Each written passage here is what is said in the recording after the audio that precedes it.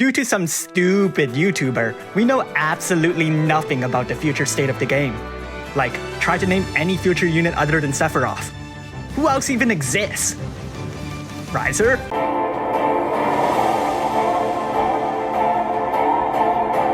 Alright, jokes aside, let's go over every future Neovision unit. The Trials of Mana collaboration made its appearance after Twiddledee and Twiddledum, showcasing Neovision Hawkeye. Not only does he have fantastic abilities like Throw and Steal, he also has access to 4 different elemental attacks, and he could chain with Absolute Mirror of Equity. His Limit Burst tacks on a Dagger Impero, one that's stronger than Cacteria's. This is great because Dagger users are fairly common, and one of our best damage dealers happens to wave it around like a madman. Activate his True Brave Shift and you'll find that he deals physical damage with Fire and Dark Chaos Wave Awaken abilities, inflicts a good full break that chains of Floating Strike, Steal, and an incredibly powerful Dark stack on an Absolute Mirror of Equity. If you want a higher defense break, he has the 87% 1 on a cooldown ability.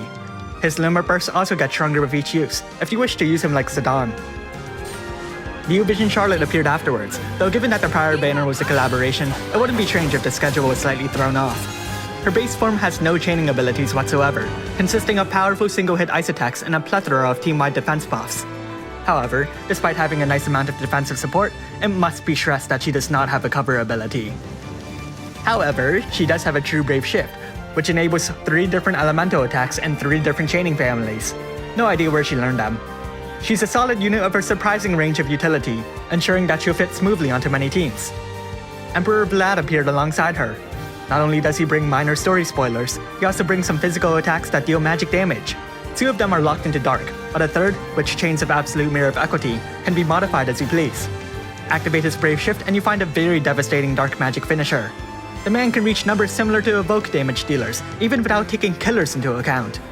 Of course, there are limitations, like a 4-turn duration and cooldown, and maybe some people would dislike the fact that his unit is incredibly selfish, but I'm just glad that there's an enemy unit that's much stronger than whatever they used in story mode. Soon after, Ibarra made her appearance in the Japanese version.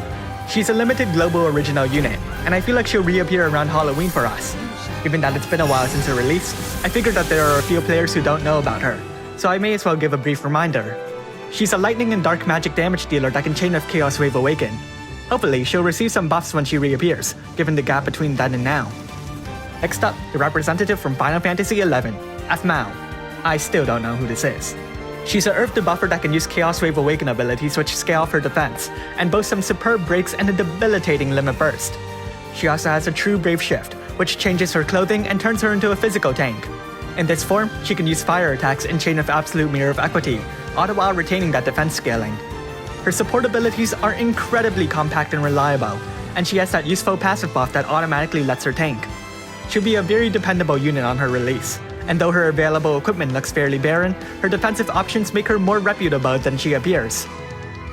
After that, Final Fantasy VII Remake returned, with several different banners and units. The first was a Neo Aerith, who was also given away for free. Her base form is an incredible supporter.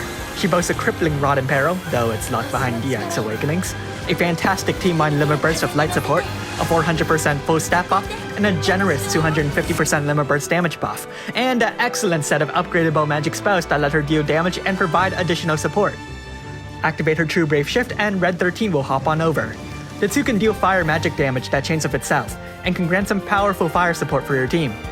Aerith also has a quadruple cast in both forms, giving her an incredible rate of coverage during battle. The next Neovision unit to appear during this event is a Neo Tifa. She's a water damage dealer that can chain with Stardust Ray.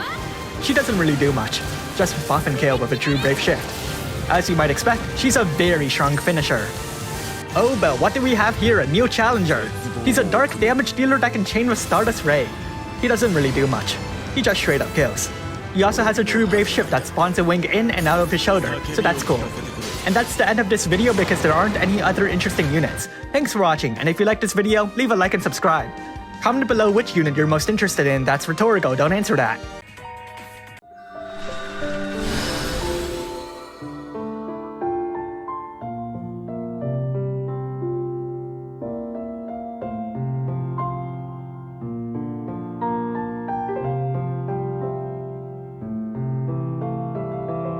Okay, fine, I'll go over the third Leviathan unit.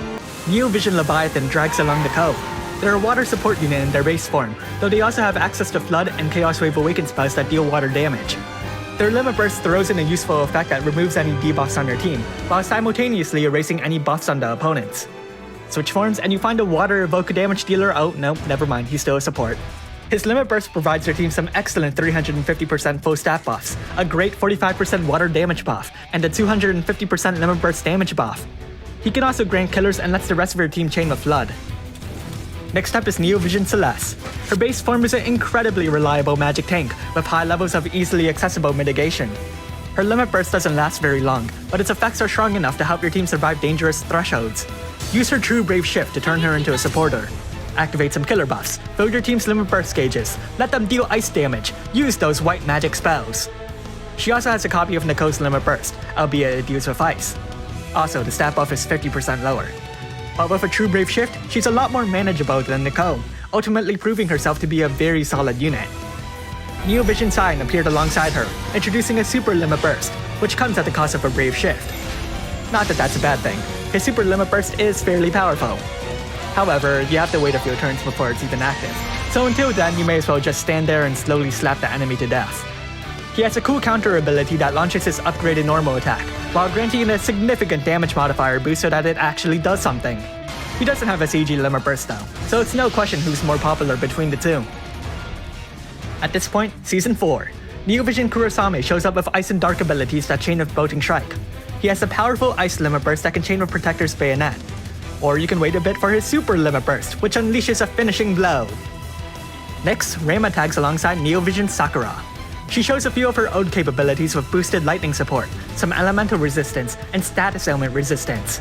Other than that, she's basically a lightning version of Leviathan. Activate her Brave Shift and it's basically Neko. Granted, the finer details do deviate. Different killers, different elements, different chaining. She lets her team chain with Graviton Cannon instead. Regardless, the overall nature of the boss remains the same. Season 3 makes its reappearance of Neovision Raka. She's got Earth support, killer buffs, buff dispel, accuracy manipulation, cooldown reduction. Now that's a new mechanic that can shake things up. Her Limit Burst is another general support buff with Earth effects, because the developers are very creative. Luckily, she also has a Super Limit Burst that throws on a cooldown reduction effect that makes it much different. The Limit Burst damage buff also shoots up to 300%, which is quite beneficial. Neovision Pulse also appears, with the upgraded black magic spell Ultima in tow. But if you didn't want to use a non-elemental attack, she's also got some powerful light and water abilities that chain with Bolting Strike. With an additional ability that raises the damage modifier of her magic attacks, and some Limit Bursts of incredible levels of force, Pulse asserts herself as a powerful magic damage dealer. The Dragon Quest collaboration returns with monsters super light. Elena appears with Marquis de Leon, boasting wind tag attacks, powerful Bolting Strike abilities, and a critical hit to top off their chains. The pair is a force to be reckoned with, especially after they've activated their Super Limit Burst, a self-chaining wind attack which massively raises the damage modifier of their physical abilities. Zoma also makes his appearance during the event, and while he may lack the sheer charisma of Slime, he's a powerful magic damage dealer nonetheless. Take your pick with Bolting Strike or Chaos Wave Awaken, and if you don't like ice, you can switch forms to find out life is a lie and you're still stuck with ice. Granted, his Brave Shift is monumentally stronger, with increased damage modifiers, Imperos, and a powerful Limit Burst that grows stronger with each use. And those were all the upcoming Neovision units that Japan has received. Keep in mind that the global version of the game gets its own original characters, including Yigni, Kresnik, Bulwark, and Napi, and you can learn about them in the link below. Thanks for watching, and if you like this video, make sure to leave a like and subscribe. Feel free to comment below. Do any of these Neovision units catch your eye? With Final Fantasy VII, a lot of the other pure damage dealers look fairly underwhelming in comparison, even if they introduce new upgrades or little quirks. Don't forget that there are Neovision Awaken units though, like... Slime!